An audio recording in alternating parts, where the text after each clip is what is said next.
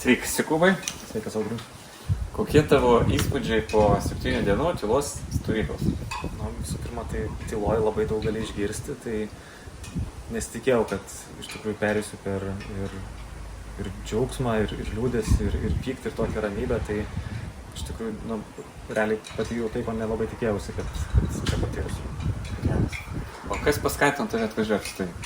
Iš tikrųjų, tai norėjau poilsio, tiesiog pailsėti. Galvojau, kad tyla gali būti tyla nuo tiek ir medijų, ir viso pasaulio triukšmo, tiek ir nuo savo paties triukšmo. Kas tau buvo sunkiausia? Sunkiausia buvo pirma diena, kai reikėjo anksti keltis. Čia tikrai buvo sunkiausia. Taip. O kokią praktiką tau labiausiai patiko?